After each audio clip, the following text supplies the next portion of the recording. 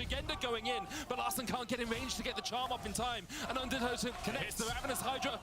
Doing quite a lot of work. The arrow not enough. Dragon secured by G2. Cap slams the door in Koi's face. They want to look for the engage, but he buffers the jump so well that there's no follow-up on the charm. He's just too far away.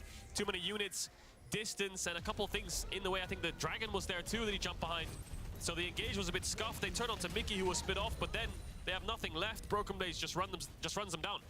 It was Yikes ultimate that I think that made the fight so difficult for Koi to fully commit to, because you can see Maurang goes in, Jagenda and Larsen want to try and follow up, but the buffer there from Caps, along with this ultimate, look, it just roots up the front line. The flash from Maurang forced to create space, then Larsen's forced to disengage from the fight immediately, and then Trimmy's like, well, I flashed away, I can't get away from this Olaf, and at this point they've lost all position in the river, and they can't continue the fight.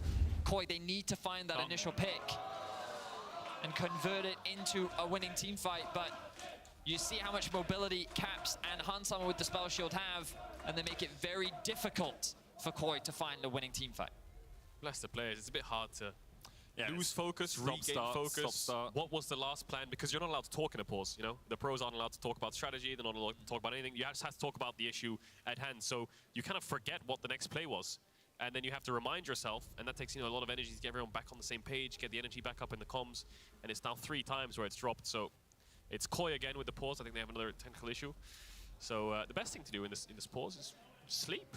Yeah, just turn the PC off, restart it. I'll have a nap. Medics joining Broken Blade down. I was looking to see if there was a comfy way to lie on this floor, but I don't think there definitely isn't. And I'm an old man and my knee hurts, so It's fair, man. probably shouldn't do that. Old age gets to All of us. Just as a reminder, this is the upper semi-final. A winner of this will go through to our finals on Sunday. No games on Monday next week, but we will have SK facing off against Mad Lions on Friday. And then the winner of that versus the loser of this on Saturday. And then the winner of this versus the winner of that on Sunday. So the main takeaway, they're telling me, Medic, as an LEC enjoyer, is that LEC is on Friday this week. It is on Friday this week. And it's on Sunday this week, the finals. Yes. And there's no LEC next Monday. No LEC So next it's Monday. Friday, Saturday, Sunday this weekend. Yes. So I get LEC in 4 days' time. It's Friday, yes, then Saturday, Sunday. What? It's Friday. Yeah, okay, bang it. Anyway, we're going to hand it over to the analyst desk as we start to sing. Guys, please, save us.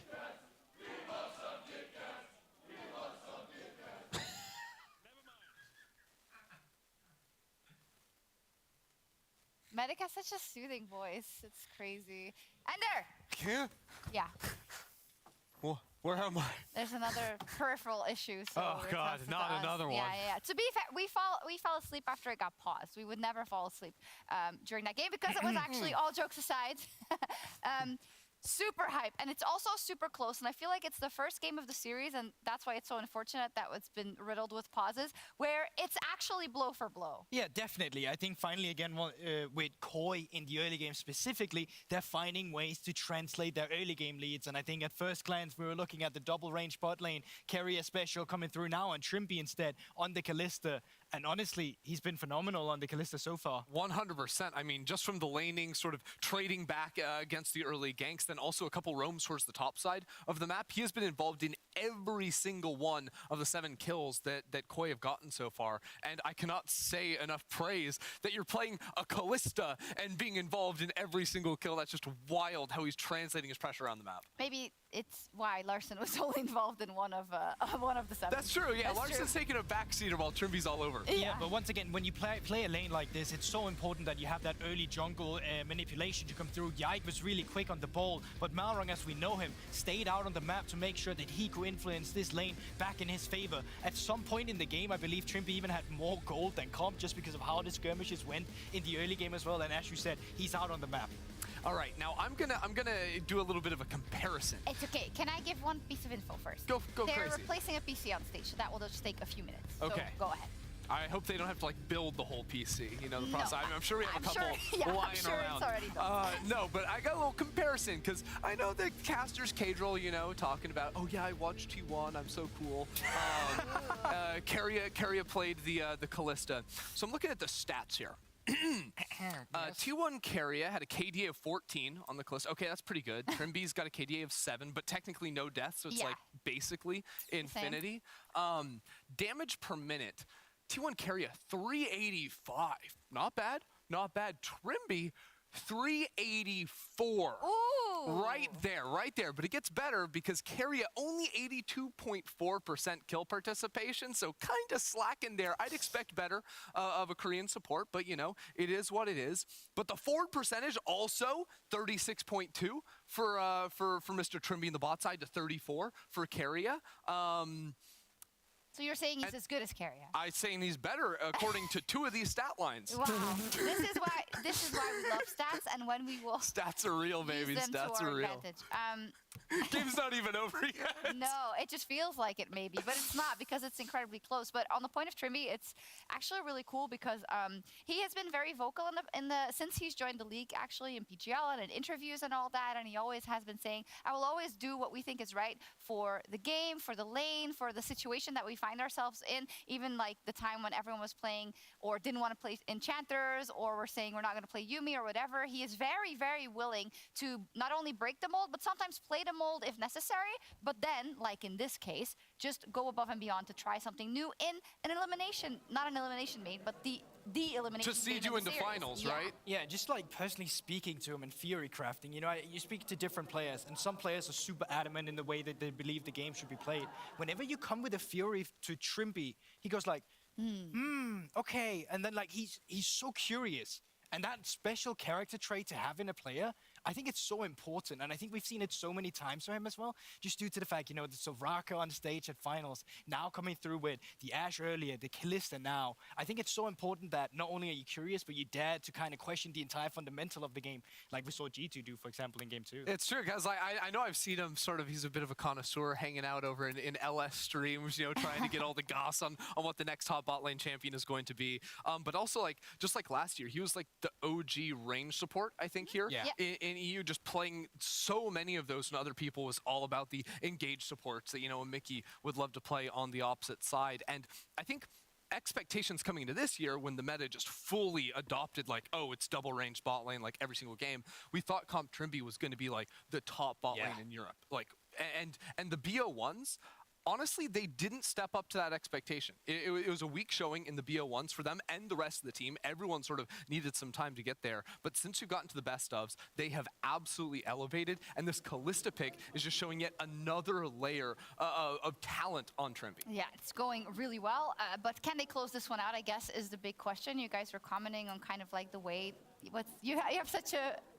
Just keep it going, yeah, just keep it going. Sorry, I really agree with the question that you're about to bring on as well. I agree with the question. Yeah, because I think it's a really good question. He's reading your mind. Due to the fact Edward like, Cullen right here. Yeah, sorry. This is super good for the early game, right? It's super good where you keep the game going and you do snowball, snowball, snowball. The problem that what I currently have right here is that you're playing into these champions over here, okay? And these champions are super hard to lock down. We've seen it already a couple times into the game where Malrang is trying to ult on towards the Tristana, but Caps is buffering it. And when you want to ult at Sivir as well, you have to have a very niche timing where the smite comes down to proc the spell shield, and then you can kind of stop them from getting Sivir ulted instead, or Sivir spell shielded instead. And that's super difficult. So Kalista with the short range and with the damage kind of getting mitigated the further the game go, I think Rogue is on a little bit of a timer here as well, and that's what makes me worried about the Kalista so far. Koi are also on a timer. Oh, yes. I had First, to do one. you lasted 5 weeks before the first slip. You did it a I couple of forgive times you today. that. Well, it used to be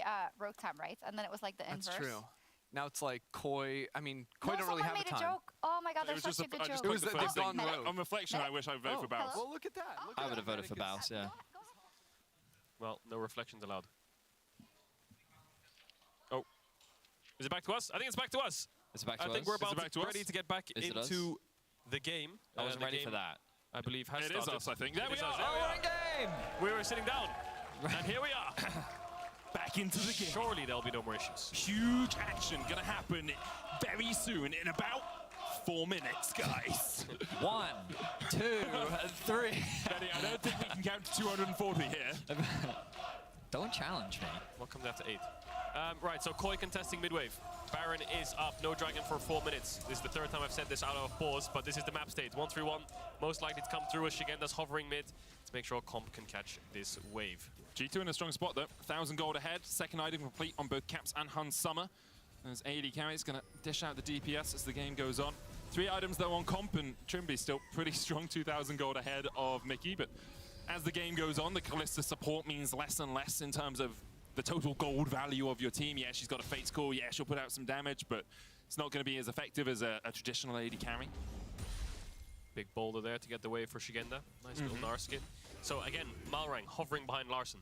Just sitting there, waiting for him to take this top tier 1. Caps is not even there. He's bot. Oh, Shigenda look for the double jump. Blast go. Oh. Okay, that's how that works. Then flashes away. Okay, well. Was Shigenda on top of the blast going? Because it does knock you up if you're directly on top of it. I think he was. That was But they're looking for no flash on Yike. This could be a pick here for Koi if they want to commit. But instead, they've gone for Mickey. Cease and desist used on him. Larson's going to try and get away from Yike. The chase on for Mickey. He will fall. Larson escapes up towards the top side. Don't see if he used the ultimate there. A good pick from Koi, punishing Mickey out of position. Did lose him his flash as well, or rather did cost him his flash. G2 though. Oh, Larson did use the ult, and Yike's going for the chase here.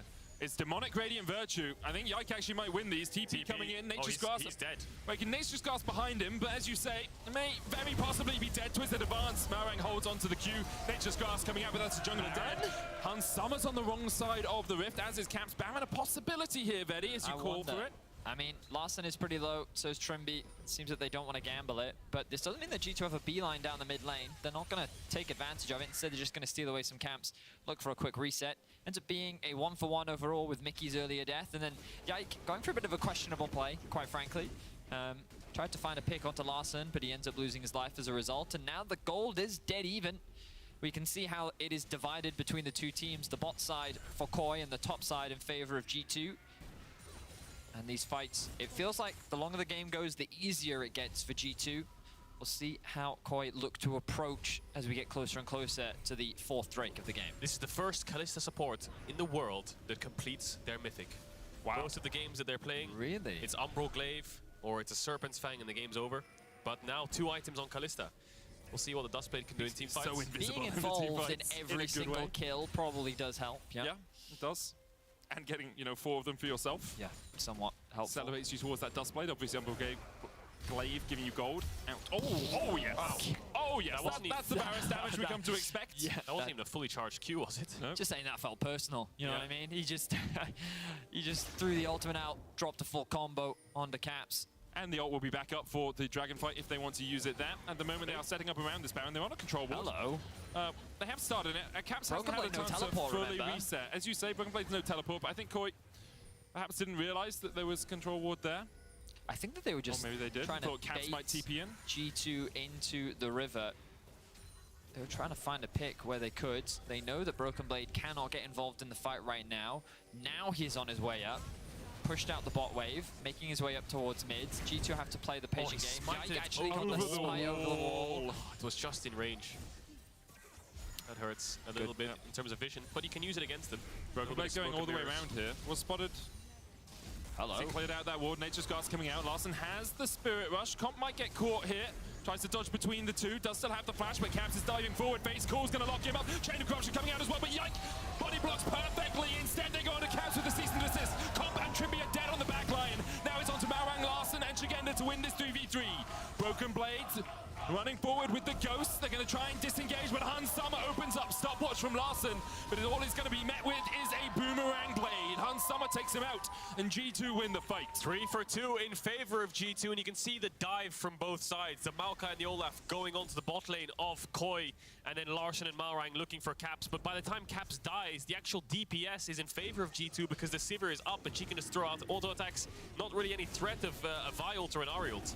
The dive was also so deep because Caps, he was able to buy enough time with the W and the flash over the wall. Malrang did end up following him, and so did Larson, but they created so much space between them and their backline. Comp and Trimby just couldn't fend for themselves. Caps doing a great job of just buying plenty of time, which meant that G2 could walk away the victors of the fight and secure themselves their 3rd dragon, now putting them at soul point. Comp didn't have the ult either, it was still on cooldown, but now they're going towards Baron. TP's coming in. I think they realized that they have a little bit of tempo on this top side. How fast can they get it down though? Their champs aren't that quick at doing damage. Nar's probably the highest DPS here. Trimby's almost dead from tanking it. Can jump out of the back of the pit if needs. I don't know if they can finish this. Trimby's gonna die. Might die to the Baron. Doesn't yet. Koi will disengage. Yike on the chase. Nature's Grasp, an option for him. Marang will take the honey fruit. Nature's Grasp coming out. G2 looking for something more out of this fight. Yike going into his advance already. Shigenda down to half HP. Face cool. Gets Comp out of danger, but Broken Blade still on the chase. Flash forward. There's one. Yike takes it. Larson and Shigenda now on the wrong side of the rift. Larson's going to try and spirit rush away, but all his rushing is met with G2. Hansama on a killing spree now. Marang looking for caps, and he won't get him as he buffers away the jump once more. Oh, he And knocks it knocks back it back with a buster shot. You just can't get on caps.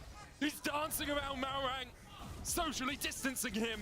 As Shigenda's chased down by Mickey. Now, Shigenda does win out on the pure 1v1, but Hansama doesn't like it when people hit on his support and will take him out. The flash away from Shigenda is only going to buy a little bit of time, as Yike can cut this off if he wants. Actually, might buy more time than I was expecting. Comp, though, stepping forward. Broken Blade will chase him out. And he does manage to kill off Mickey. Broken Blade, though, will Hang on a minute. take out Comp. Yikes, now catching up with Shigenda. still alive. With the Mega Knives there. Shigenda walks out. What the hell? Baron delayed so long he can't be taken. Marang's back. And here we go for round 2. What is going on? What did we just watch? Comp killed Caps. Shigenda Wait, got how did away. Comp kill Caps? You didn't see Comp kill Caps? Yeah, no, Comp killed Caps. That's what happened. I think Caps might have jumped a little bit too far. Let's look at it again, shall we? Yeah, let's. So it starts off with Trimby just getting chunked out on the Baron. Yike then throws the ultimate out, and it's just peel central for Koi. They pull out Comp, and then Broken Blade dives back line. Nice charm by Larson, stops Caps' jump, and then he dashes onto him to force him out the fight. But it looks like it's very G2 favored as of now. Yeah, Larson runs out of damage to be able to secure a kill onto Caps. And at this point, Koi is just too split up. Larson ends up losing his life.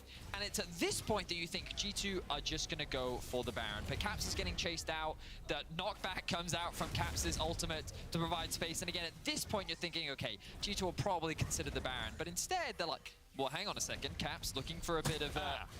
okay, well... And then was- Mickey yeah. also dies. Then Mickey also dies, Shigenda and then gets they out. can't kill Shigenda, So, and then... but the worry I have for Koi in this game is their champs are so burst heavy. Like the Vi ult, the Ahri ult, the Varus Q, that's it. There's no real DPS after that. But G2 have a lot of consistent DPS that they can rely on. So the longer the fight goes on, the worse it gets for Koi. They need to make sure they make a snappy engage and get hands down quickly. They also have to lock those targets down with the spell shield and the W buffer we've seen multiple times from Caps. It's no easy thing to do. This looks like a bit of a sticky situation. Larson's going to try and get away. Twisted advance, a possibility, but a good charm from Larson. Marang going in, they're looking for Hansama instead.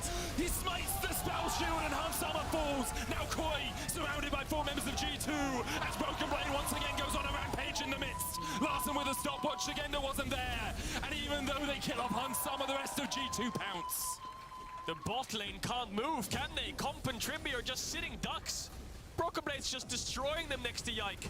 There's nowhere they can go. Well played by Malrang. Take a bow. Really good engage next to Larson on the hands, but what can Comp and Trimby really offer in these fights? Oh, they're looking for Mickey. Caps now locked up. Gale forces. Yike trying to get in the back of the pit. The buster shot going out as Yike jumps over the wall. Marang's got to pop a stopwatch. Shigenda into the mini now 4. Caps goes into the pit. Marang still surviving for a moment. Shigenda kills Caps. Marang gets away. Oh, baby! These 2 titans will not fall to the floor. It's round 3 at the Baron. Let's go! Koi are holding on. Marang? Wait, he's gonna die. Oh, he gets the shield off of his passive, I'm pretty sure. Round 3, yeah. Wow, okay, so the reason why that wasn't a Baron for G2 was because Caps was trying to keep Marang away from the pit. You know, you just go over the wall, use your ultimate, create space. But the problem is the Baron isn't going down that quickly. But have a look at this engage from Marang. Insane. Really good on the hands. But let's watch Comp and Trimby. What can they offer? They're standing there. They see an Olaf on one side, a Maokai on the other, a Tristana on the other side. They just get murdered. And then the rest of Koi just have to run away. They have no damage left. G2 take over the fight. Really one-sided. But Shigenda's saying, hey, as long as me and Marang are alive, there's still a world where we can actually contest this Baron. And look at how slowly it's going down when it's just Broken Blade and Yike actually hitting onto the objective. Sorry. You see a bit of a fight Comp happening. had to flash away, but Mickey's being caught. Shigenda and Larson find the enemy still support. being chased. He's still being chased. Comp is still being chased up by Caps. Now Mickey will fall. It's not sole point for Koi. It is for G2 if they take this. Drake Hansama caught out by Malrang. Stopwatch to get away from the cease and desist, but that spell shield's already been used and now he burns the flash. Comp joins back in. He solo kills Caps. Cobbs finally finds a moment where he's left alone for the fight, but it might not even win it for Koi. Shigenda forced down towards the bottom side. Marang trying to get in here as well. Yike's going to eat some honey fruit, gobble those up, num num num, as he looks for a little bit more action here. Marang stepping in. Trimby comp and Shigenda, what can you do? Boomerang, Shigenda trying to build up that Mega Arm. Watch Marang. Watch the sapling, Comp the sapling! On both sides of the sapling. Fate's call to save him from the sapling! It's the best mechanical play I've seen in years! Shigenda now building up that Mega Arm for Marang. How long on your ult? Still a quarter of the cooldown left on it. Mickey's back alive. He's making his way back towards the fight. Larson, 20 seconds, has the teleport as well. Caps will be up before him, though, but he has no TP, so he will have to run to the fight. The dragon has been started. Malrang on the flank. Malrang gets onto Mickey once again. The sapling's the boomerang. Comp chipped away. The dragon secured that soul. Mickey forced low, but he flashes forward as he looks for more. Shigenda taking the blue up. Yike looking for the flank position here. Nature's Grasp, will it find its mark? Comp goes back in. Doesn't get caught with the roots, but Malrang sacrifices himself for his AD carry. And in the end, after all that, G2 get the soul and should be able to secure the Baron. Absolute chaos! What the hell's going on? Koi end up losing the fight. G2 are on the Baron now. I think that's it. They're gonna get the neutrals. Soul picked up, Baron picked up. Koi, very valiant effort to try to stop it from happening. But it's G2 that come out on top. Unbelievable sequence of events. Can we just get a replay of Comp and how he lived, yeah, we but then need to blast see. coned in and solo killed Caps? Then we can watch the G2 highlight reel. All I saw on the minimap was him being chased by 2 people, and then I saw him use his ultimate. So this is how it starts. Yeah, the ultimate flashes. comes out from Hansama, Comp flashes away, Broken Blade is looking to chase. Yep. Okay, so he throws out the axe, isn't quite able to land the first one. Emotes. Caps rocket jumps over the top of him. And then the axe Just isn't short quite able again. to land. Caps The flashes. ultimate comes out from... Oh my god, the Big damage burst. onto Caps forces then him to disengage. blast and then cone. Comp. There's the blast cone. Comes out of the fog of war. Caps wasn't expecting that at all. Surprise! Surprise, it's me! Comp Yes. secures the kill. Yeah. And then that fight looked really good for Koi, but they actually couldn't get on top of Hansama, so he was just playing behind his front line. He was consistently dishing out damage, which meant that G2 still had a reliable damage threat that allowed them to get through the ensuing fight, securing the Baron and the Drag. So the biggest problem Koi have now is this Olaf. How do they get Broken Blade down? Yep. Burst champions, yet there's to no die. Kaisa, there's no Vayne, there's no real % HP damage. Other than, I mean, the poke virus Oh, kind of, but Shigenda's going in. Shigenda's going in. Looking for the Mega Gnar, gets Yike back. Comp with the Chain of Corruption as well. TP's coming in from Koi. Might be last chance saloon for them. Larson joins the fray. Everfrost, but there's no damage at all on Yike. He's still basically full HP, and they invest everything into trying to kill him off. And he's the second tankiest on the team. And they have a Chemtech Soul, so if you get him lower, he's going to be happier. G2 on the siege. Baron buff still up. No way for them, though. That one's still only half the way through the minion lane, the mid lane. I'm sorry. It's okay, Medic. What Take was a the minions breather. lane, I'll though? take a breath. Keeping our eyes on the rest of the map. G2 have a push-in wave in mid. They need to go catch top. Bot is also in a bit of an awkward spot. You can see Shigenda trying to get ahead of it by immediately moving towards the bot side. Broken Blade is, of course, level 18, the highest in the game, yet to die. Mickey, though, is kind of making up for that. In his defense, he has been the focus in a lot of these fights. But that's because he's the only one that can really focus. That's You jump true, on the yeah. Olaf, you jump on the Triss, not going to work. You jump on the Sivir spell shield, you jump on Yike, well, it's a pretty tanky tree. Exactly that. Mickey kind of squishy, only level 13 as well. But Trimby even squishier, and we've seen that multiple times. Now, G2 have a wave. They're knocking on the door of Koi's base, and they're looking to end the series right here and right now. Shigenda's basing. Mega Gnar's timing out. They're going to lose the inhib. I don't think they'll go for more. But as I say that, they are G2. Looks like they're going to move towards mid, but there's no wave there. Inhib goes down, but if you're Koi here, you don't want to fight. You just want to hold on. Elder in 2 minutes, 40 seconds. Just flip it, see what happens. GAs, get everything you can. Try to get a Rabadon on Larson, because I see an Anathemas on the Maokai of Yike. I wonder if he's put it onto Larson. I mean, he does have true damage on Only his... AP damage as well. He does have true damage on his Q2 pullback, but he is the only... Oh, Nature's G2. Grasp could come out. Shigenda going forward. They see him. no, He's on the no, control no, ward. No. Shigenda gets Goomba stomped by Caps, and there's nowhere for him to go. Broken Blade chased off the rest of Koi, and although Larson's finished that Rabadons, it might be a little bit too late for Koi right now.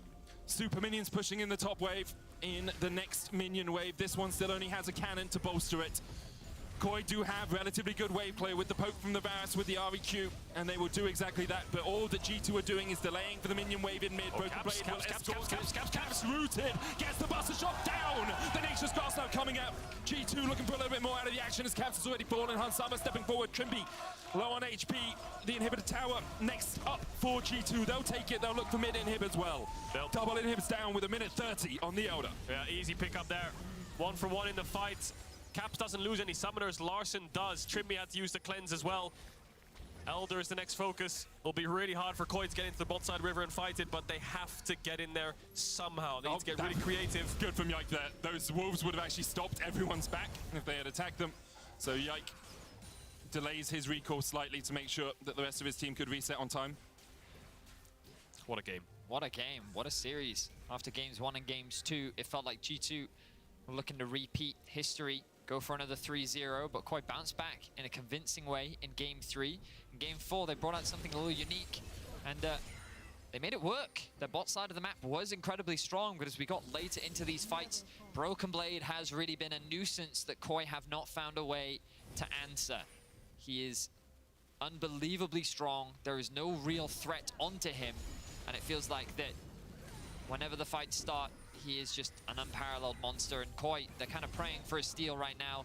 A big blunder from G2. Perhaps they can find a pick with the Viari. Maybe they can catch Hansama unawares. But even if they do, how do they then deal with Broken Blade? Marang trying his best. He has the GA now, but I wonder if it is enough. Elder Dragon now, 17 seconds. G2 have firm control over the bot side of the map. Broken Blade's the biggest problem. You just highlighted it there. Flanking. Larson is... How can you flank? There's so many saplings, but they have to get in here somehow. Flash from Yike looking for Larson. The charm going wide as well, and Larson can stop time for a second, but with the TP coming in, Spear rush away. Larson surviving. Caps going forward. Caps lands the final shot and then pops a stopwatch of his own. Shigenda trying to get into the backline, but Broken Blade is running them down. The blade that was broken has been reforged, and G2 will destroy Koi in the river. The Guardian Angel can only watch as Malrang goes down for a second time. A triple to Hansama, and the base in tatters around Koi. The collapse from Yike onto Larson sealed the deal for G2, and they'll look to end the series right now. G2 make a date with destiny in the finals once again. The new look for a new roster. It continues G2's winning ways as they lock a spot in the finals on Sunday. Koi were competitive in the third game, and they were certainly competitive in this fourth game here, but G2, just a masterclass of skirmishing, team fight mechanics, such a good display of talent from both these teams, but it's G2 that come out on top.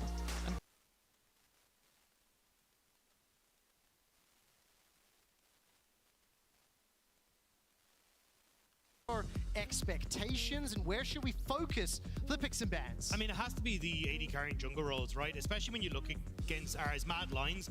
They haven't played Caitlyn yet, and they consistently have been banning it, so I expect that one to stay there. And as well, my big question mark is around this Elise pick. We haven't seen Elyoya play it. Against G2, they perma-banned it in that series, but they did let it slip through against Astralis, and I want to see if they give that same respect to Marcoon, where they're willing to just constantly ban this Elise. The thing is, on this patch, I feel like blue side teams should not be banning Elise. That's something that you should be able to show and get a respect ban out from the other side. So we'll see if SK end up removing that or leaving things like the Sejuani up and available. But with Mad Lion's idea of taking away top laners here, bot lane is wide open, and some signature picks from Relevant are gone. Now the question is, does Elyoya lock in that Elise? The reason I go back to it, he only has one professional game in his entire career on the champion. Maokai has been removed, Ashe taken away by SK Gaming. So the Caitlyn question is still up. The Lucian Nami is still available as well. And it will be the Kassadin removed from Mad Lions as their final ban. It's really interesting to see Mad Lions putting this amount of pressure onto top side though, because one of the cool things we saw for SK against Vitality was a shift from focusing on bot side to Irrelevant, to trying to help him out, and kind of letting Exakick and DOS just solo win the lanes themselves. So I'm curious to see if that is a similar plan here for SK, especially if they get their hands on something like like the Caitlyn on the next rotation, but we'll have to see, because SK, it looks like they're kind of stumped a little bit here as well as exactly what's going to happen. Right, like SK are like, okay, we have to ban away bot laners because Alusha Nami's looked really good in the hands of Hylissang and Karzi. Ashe is not a pick. You want to risk giving over to the other side as well. I just think Mad Lions, this approach is so unique. No other team here in Europe is doing this with a heavy focus on top lane and mid in this first rotation. Now, Yoya, he proves he's got the Elise. And the thing is now, yes, you can go for the Caitlyn in the bot side if you want to, but because you've got that pressure in the jungle with the Elise, it makes it very hard to match any sort of ganks that might go down towards that bottom side. So looks like we might get XK pivoting into the Varus, which has been so damn good in that bot side, having that flexibility with both the poke, if you want to go for something like the Jace, and that on-hit build. I was gonna say, Mad Lions debuted a couple of poke-heavy drafts in their series versus Astralis, which is a new look for them compared to the best of ones, but SK are taking a very similar approach, expecting that Jace to move towards the mid lane. Now, unfortunately, out of the jungle, you don't have the Maokai to supplement that poke, but I think Sejuani is a very natural follow-through here on 3. And that's the thing, though, is that if you end up taking that Sejuani, right, well, you can go AD carry support here, and then you end up having the problem of, okay, well, what do we try and pair for DOS here? They're already taking the Karma away, so you're not going to have that heavy push lane. So maybe we do end up seeing a fallback into one of these more AD carry focused supports, almost like the Caitlyn, or maybe Varus is going into that role instead. Oh, they actually go for the Gragas now. This is interesting. I think this is a solution to these early top lane bans, right? Because you already see Jax and Sion banned away. Normally, SK would expect those bans to come in the second rotation, right? But instead, they have to go for the Gragas here. Otherwise, that's 4 potential top lane bans against them. The problem is, though, we've already seen that Mark Kuhn has struggled when he gets a lot of bans, right? That's when he ended up bringing out that Amumu. Didn't look so hot. So I'm curious if you continue just to focus the jungle pool here by Mad Lions, you just make a Mark Kuhn uncomfortable, and that's how you can get this big advantage for Elyoya in that matchup that feels so crucial to this series. And similarly, when you look at the Mad Lions draft already, Hylissang throughout the course of this year has been one of the most mobile and active supports in roaming, in joining up with Elyoya. But with this Sivir Karma, maybe a little bit more pinned in lane.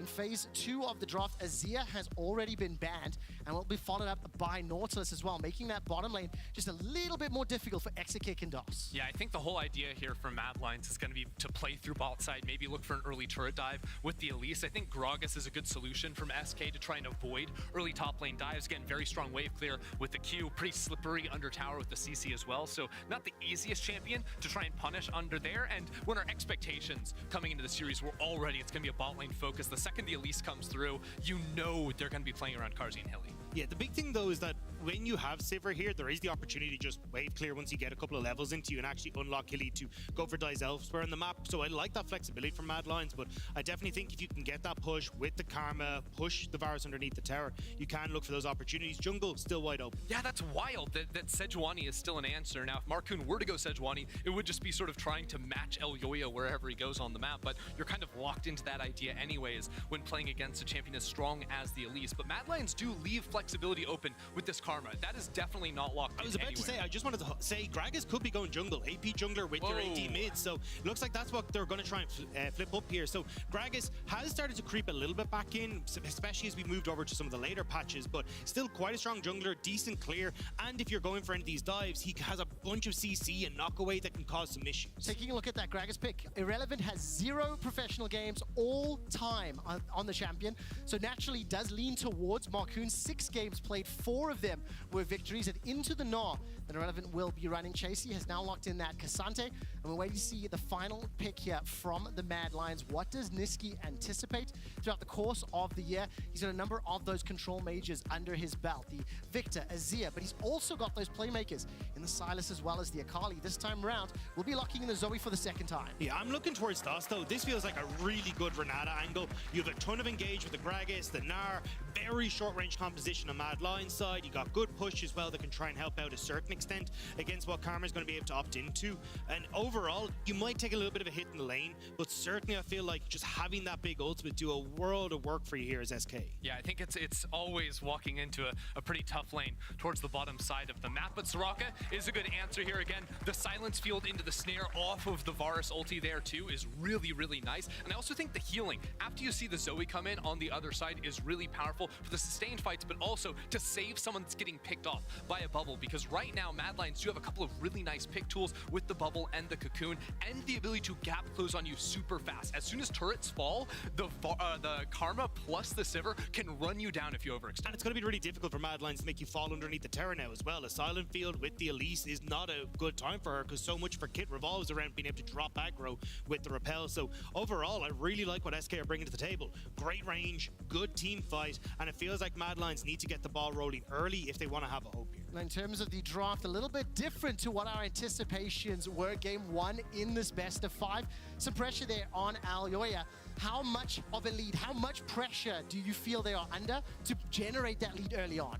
I definitely think when you're looking at the Elise, she's going to fall off. You want to try and play through a strong mid jungle, I feel like, with the sleepy Trouble Bubbles and try and set up there. At least you've got the Sivir to fall back on, but very little engage. The most important thing for Mad Lions is that you can control the river, control the vision from the enemy team, because you're always trying to find damage into the enemy jungle when SK are running in. So it's important that mid jungle do come out looking strong. Now for SK, the early game has been a challenge for them throughout the course of the group stage, those best ofs. Can they stand up to the Mad Lions in game one?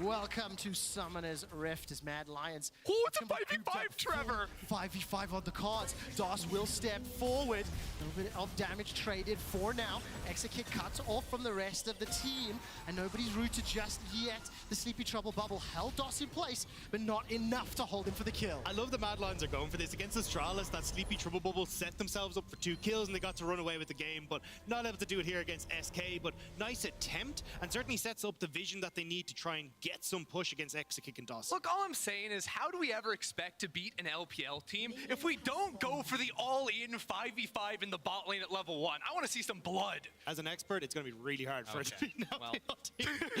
There it goes. Ultimately, nothing comes from that, but I do think the level ups of those first skill points may have a small impact. Take a look at these jugglers now. Marcoon starting on the top half of his map, whereas Aljoya starting on the bottom. We'll be tracking what sort of impact Aljoya can have on this Elise. Only his second ever professional game on the champion.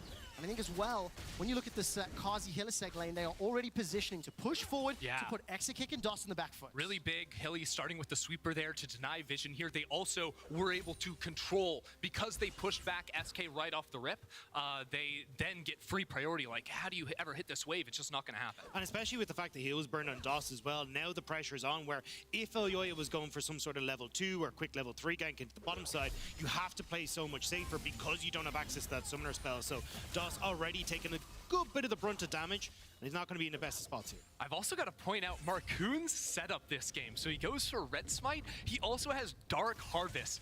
That's wild. This is a Gragas that is trying to absolutely blow you up. Sudden impact there as well. Treasure Hunter too to try and get some early gold, so not too surprising on that front. But I really like the idea when you have a poke comp like this. I think Electrocute would give you a little bit more damage early on, and you're pretty much always going to get the burst off. But when you're playing for an ult on top of Varus Q and Jace Q, you could potentially proc that and just blow someone out of the water. I really want to see them pull off that combo, but it does mean they need to have the vision set up. They need to ensure that they are playing on the front foot and not being pushed backwards, not being in a deficit like we've seen over the last couple of weeks. Top lane, mid lane, and bot all pushing towards SK, and Aljoya is already invading, stepping into Marcoon's jungle.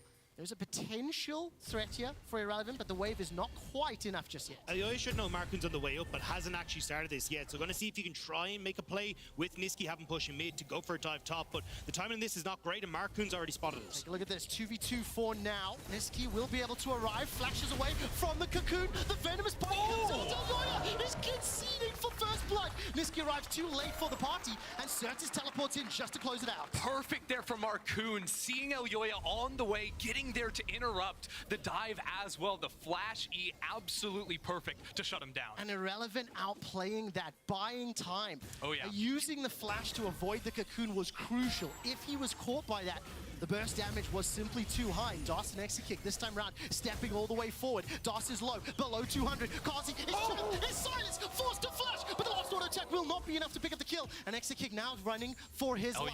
Aljoya's got the flash available to him, will be spotted by the ward, and Das and Exekick get away. Yeah, 2 flashes and a cleanse. No way Aljoya can shut that one down. A bloodbath down in the bot side, and no one goes down. I do quickly want to note, though, that Niski was able to pick up the teleport that Certus used to get into top lane, so he doesn't have to use his burn it to come back to lane. I mean, we're going to see this dive here, though. Really good stuff. Marcoon with the flash body slam sets up perfectly. Irrelevant dodging that CC was imperative. And as you say, Certus moving back up to the top side. This means now Aljoya very far behind. Look at the CS levels. Level 3 to level 4 on Marcoon. At least needs to get the ball rolling here. Yeah, look at this. Everyone's coming to top lane. This teleport absolutely wacky from Niski. No flash on Irrelevant. Aljoya is here, and the ward's going to spot him a little bit too late. Waiting for the CC, Cocoon and Sleepy Trouble Bubble. Will they connect? That's at least the poison thrown out. Aljoya flashes for it, connects. Irrelevant is being chunked down, and this should be an easy kill secured by the Mad Lions. A heavy focus in the top lane, and Ender, I will remind you that while a lot of the games have been defined by the bottom lane, by how those duos play out, the very last game that SK played was focused around top lane, was focused around repeatedly ganking. We see Mad Lions do the same thing now. That could definitely be a possibility. For Mad Lions at the same time, like, this is just MVP material Niski. Like, picks up a TP, comes up with this idea to TP into top and then back to mid after getting the kill. That is absolutely huge, but for now, SK have the chance to dive. I think they need the kills to go into Niski, though. Niski's the only one that can really answer for a lot of the poke that's coming out from SK, and the fact that SK are focusing on bot side, getting these leads where those long-range damage dealers are, is going to prove very troublesome for Mad Lions if this continues. There's no flash for Kazi. He's under some threat, tagged out by that piercing arrow, and that silence field does so much. It's so frustrating to play into.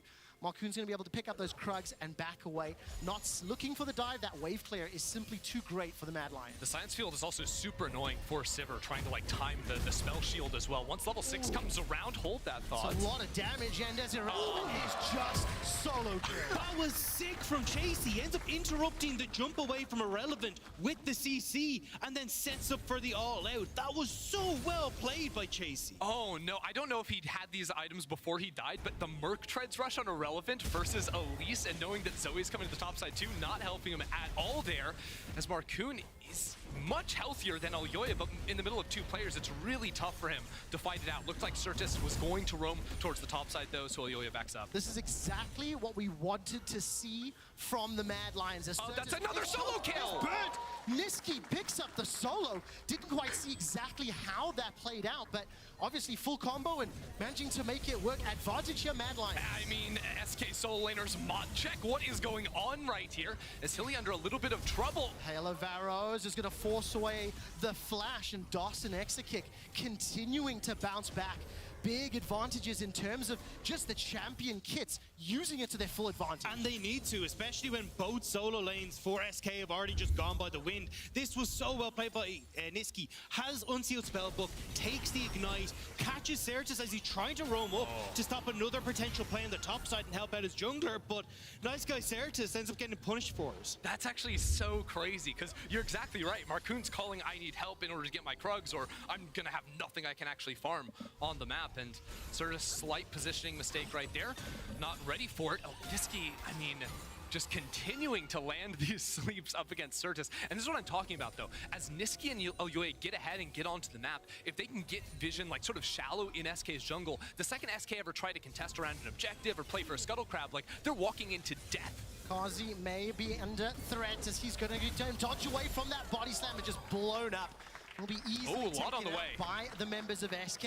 Second kill secured, but Mad Lions want to answer. Dawson Exekick are very, very low, but Certus has been able to arrive. Niski's gonna land that Sleepy Trouble Bubble Paddle Storm. Gonna be enough for the kill as Exekick escapes with less than 10 HP.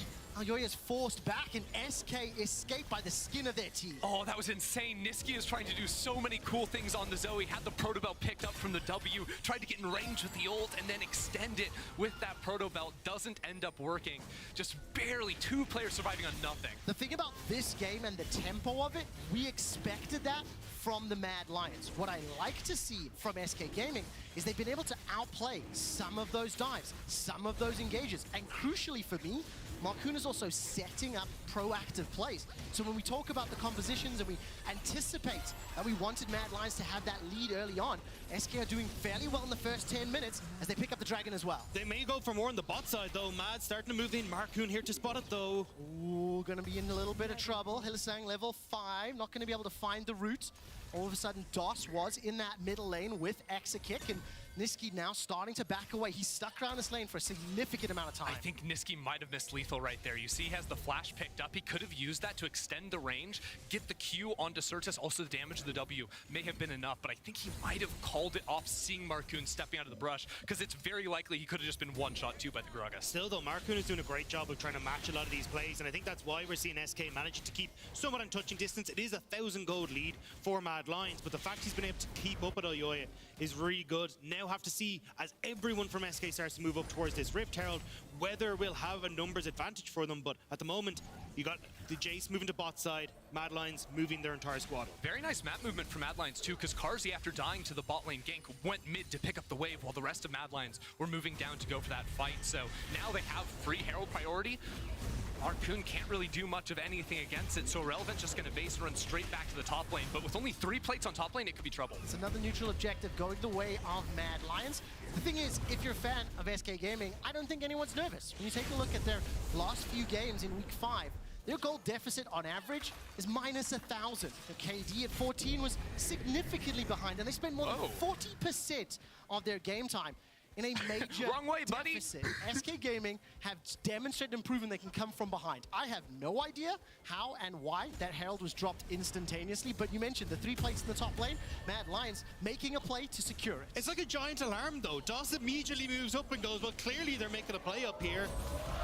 But it doesn't even matter, right? They get the plates. There are 2 players in the bot lane. Mad Lions just played the entire map, right? At the same time they took Herald, they were already trying to run down onto the bottom side of the map. You could see them with Hylissang. It was not actually sticking around on that objective because they knew SK weren't comfortable stepping in to the fog of war. With the Herald going down immediately, Aljoya also got his sweeper back online, so he ran all the way through SK's red side jungle to make sure he had a good pathway for a potential dive. I mean, the amount of movement throughout the course of these first 12 minutes is impressive. Dagda, does this chaos end up benefiting Mad Lions? They've got the gold lead, they've got the objective lead. It feels to me like they are dictating the tempo of the game. Yeah, I mean, it's so much better for Mad Lions. We already said they need to get off to a decent start, and one of the biggest gripes that I've had with Mad Lions is when they tend to when they tend to play their mid games, it can be a bit A-rammy, where they're not really playing side lanes, but this is a really good example of what Mad Lions are capable of, and Exakick will be forced to back away. A lot of this coming from Hilly, just being able to roam so effectively now that the laning phase has gone down. And I mean, when you look at the solo laners for Mad Lions, Chase has already got himself a near 20 CS advantage,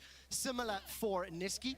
It's 1,100 gold up, 600 gold up. I think Niski's Zoe is absolutely having an impact, continually applying pressure, continually looking to roam.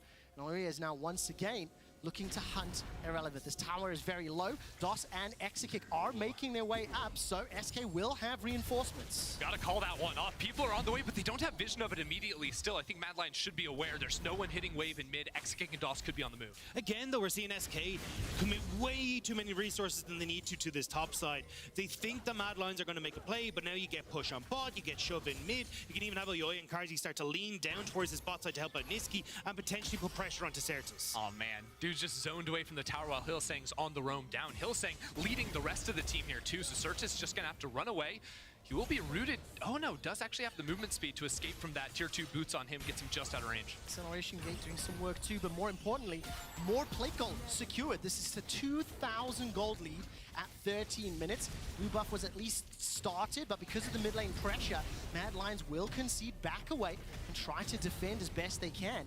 And all of a sudden, SK again, they have to defend every single lane at every single minute of the game. Yeah, one thing that does give Mad Lions an advantage here too in terms of their movement is Hylissang has been so proactive, moving towards side, protecting Niski, making sure nothing can happen there. And I think, A, that's Hylissang as a player, but also the Karma a little bit more self-sufficient than the Soraka, perhaps, right? You have the speed up to get on out of there. Doss can't really walk through the river by himself without a lot of support behind him. And I love how Mad Lions are now playing for this Dragon. They shove in mid, they're going to get their vision down, and they're well aware that Irrelevant has TP, so they can't just start it up and hope that they can win out the fight because Chasey won't be able to join. So getting advantages across their lanes, usually they're using the push they have, and now with Chasey able to roam down because he got that push in top, they can now start up the Dragon as a team. I mean, it's perfect getting the first 2 Drakes of the game here for Mad Lions, because let's not forget SK, one important caveat in a lot of their comebacks was that they were able to sneak away an early Dragon or 2 in those games, delay the potential Soul or Elder point by 5-10 minutes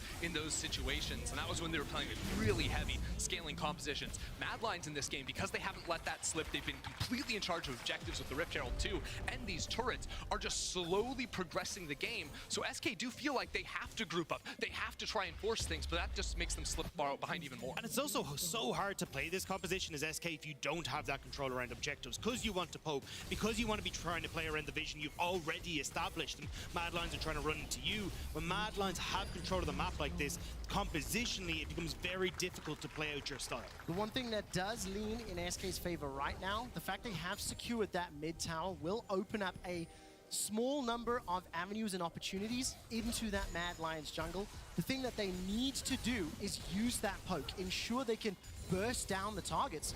Because as the game is playing right now, they are always defending. They are always trying to dodge those paddle stars. Niski also is going to have a gigantic impact when they start to set up those engages and those standoffs around either dragons or trying to hold off the towers. Yeah, I mean, you just think about how these 2 comps work, like when it comes to finding picks, like Mad Lions have so much more range. Even if the game was on perfectly equal footing, Niski's bubbles always have more options to try and find picks, whereas SK, they're looking at a Varasult and maybe Marcoon coming in on a flank. Look at this. Look at that! That's what I'm talking about! Connects. Esakit is not going to be able to get away for now. It's Kazi forced to buff. The explosive cast sends him to safety. Niski firing on from the There we go. Flash over the wall from Esakit. He's going to be using that cleanse as well. Niski stays alive, manages to get more damage down onto Certus, but it's just a trade of HP bars and summoner spells. Niski playing on an absolute edge right there, over the wall, flashing away, getting the poke damage down. One big Q onto Doss just destroys the entire fight for SK. Both of these teams are willing to throw everything into these skirmishes,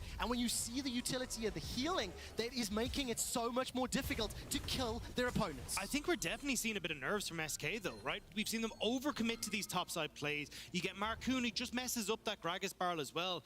SK are making these little mistakes that are giving Mad Lions the opportunities into this game, and I think Mad Lions have been one of the best teams in the LEC this split at punishing those mistakes, at finding the advantages through that, and that's why Mad Lions have managed to get a 3,000 gold lead at this stage. It's just been clinical from the Mad Lions. Now the second Herald spawns on the top side of the map. They're going to be playing there again. Mid lane turret very, very low, and I don't think SK are in a position where they even want to contest around this Herald. You can see them playing towards bot side, but there's not even camps down there for them to try and invade and steal away. Yeah, maybe you can play for a turret, but look at this. Irrelevant is completely isolated on the top side of the map. No one can save him. Doss doesn't even have ultimate. 3 members of the Mad Lions applying pressure. The rest of SK setting up on the bottom lane.